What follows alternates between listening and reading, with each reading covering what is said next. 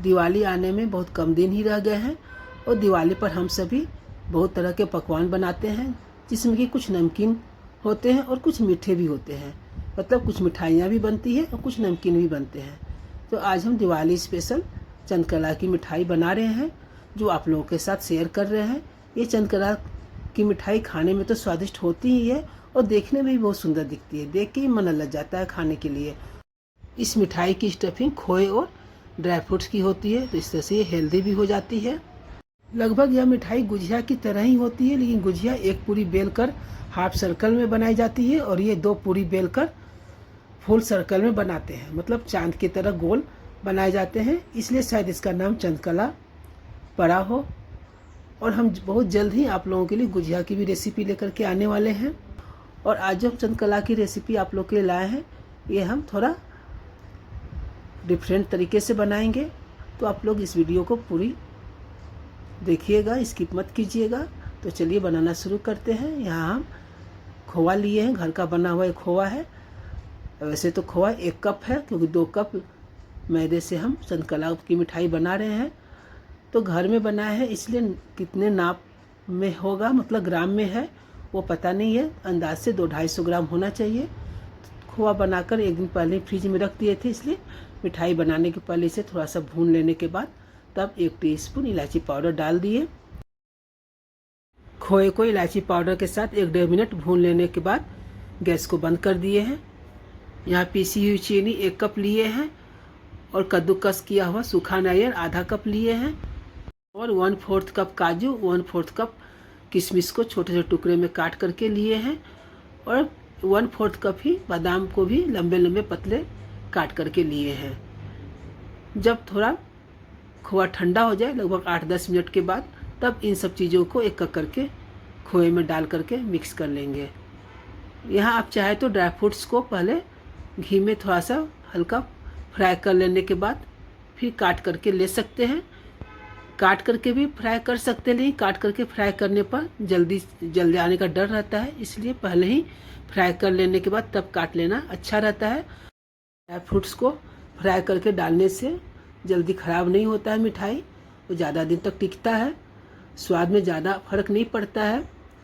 तो आप चाहे तो भून करके मतलब फ्राई करके भी डाल सकते हैं और बिना फ्राई किए भी डाल सकते हैं।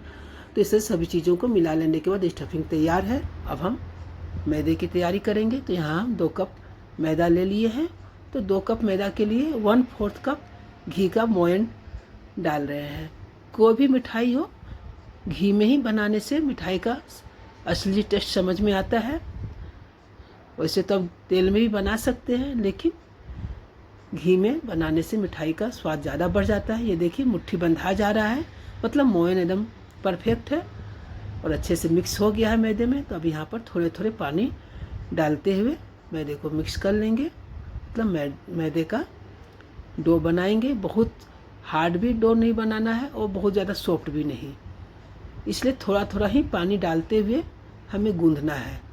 आप यहाँ देख सकते हैं, उंगली दबा करके देखने पर यदि उंगली दब जा रहा है डो में तो इस ठीक है। अब इसे हम ढक करके रख देंगे रेस्ट होने के लिए 15-20 मिनट के लिए। और इधर देखिए खोआ भी अच्छे से ठंडा हो गया है, क्योंकि हम कढ़ाई में छोड़ दिए थे। कढ़ाई थोड़ा गर्म रहता है थोड़ी देर तक। तो हम खोए को भी मतलब स्टफिंग को भी एक प्लेट में निकाल लिए और ये 15-20 मिनट के बाद मैदे को भी मतलब डो को भी एक बार से अच्छे से मल करके इसे बराबर से मिक्स कर लेंगे। और ये देखिए बहुत अच्छा डो तैयार हुआ है, ज़्यादा हार्ड भी नहीं है और बहुत ज़्यादा सॉफ्ट भी नहीं है। अब लोई लेकर के लोई को चिकना कर लेने के बाद तब इसे हम पूरी की तरह बेल लेंगे। अब यहाँ पर हमें 2 पूरी बनाना है, जैसा कि पहले ही आपको बताए थे हम कि 2 पूरी बेल करके बीच में स्टफिंग करके चंदकला की मिठाई बनती है। एक बराबर शेप में बनाने के लिए और गोल शेप में बने, इसके लिए आप कोई भी ढक्कन या कोई भी कटोरी या किसी चीज़ से इसे एक काट करके एक बराबर बना सकते हैं। बहुत ज़्यादा मोटा भी नहीं बेलना है और पतला भी नहीं बेलना है।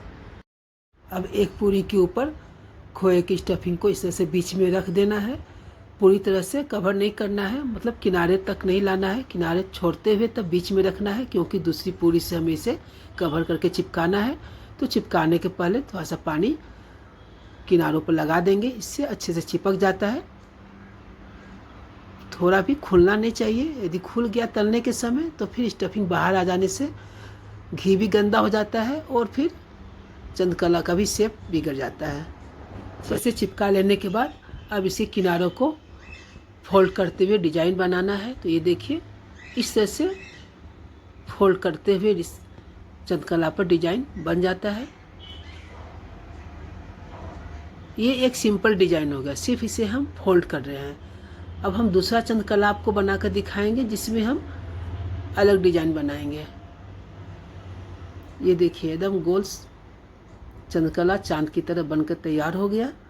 अब दूसरी चंद्रकला का डिजाइन आपको दिखलाते हैं, उसे कैसे बनाना है। उसी तरह से स्टफिंग करके अच्छे से चिपका लेने के बाद देखिए फोल्ड कर लेने के बाद इसे अंगूठे के नाखून से थोड़े से काट देना है। फोल्ड करना है फिर काटना है।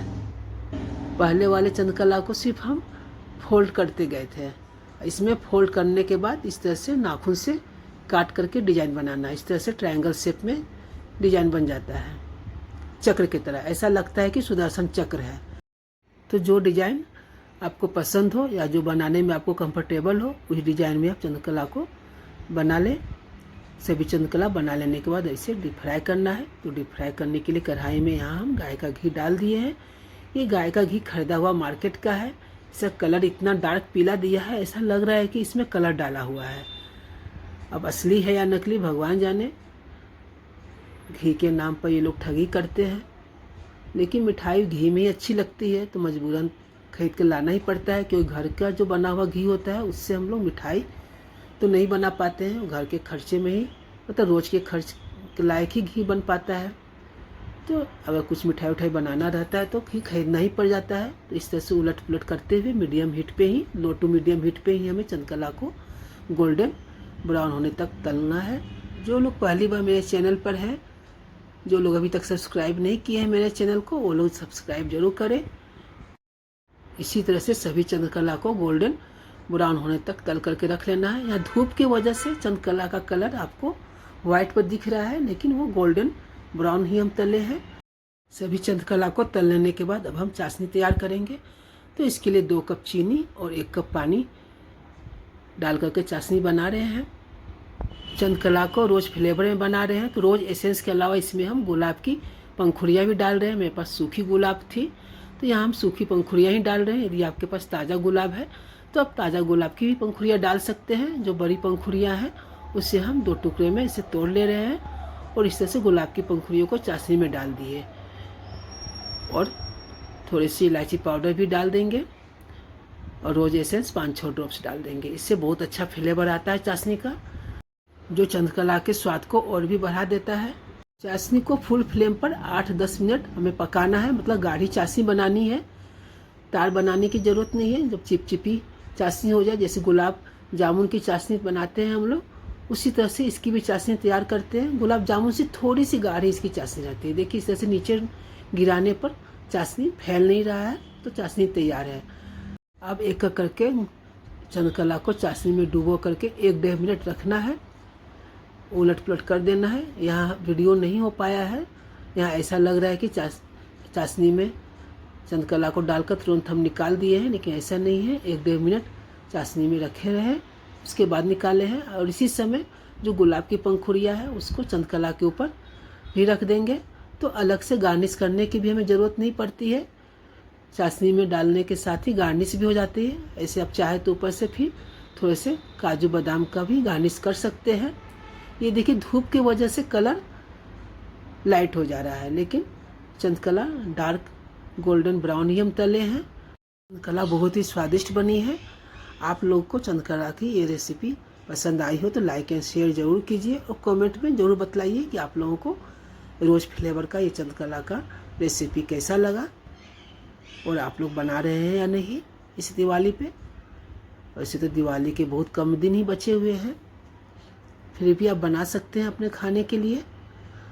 और ये देखिए क्रंची भी है और सॉफ्ट भी है, मतलब हार्ड नहीं बना है। बहुत ही अच्छा चंद्रकला बनकर तैयार हुआ है। बहुत ही जल्द दिवाली स्पेशल गुजिया की नई रेसिपी के साथ फिर मिलेंगे, तब तक के लिए thank you, bye bye, happy Diwali आप सभी को।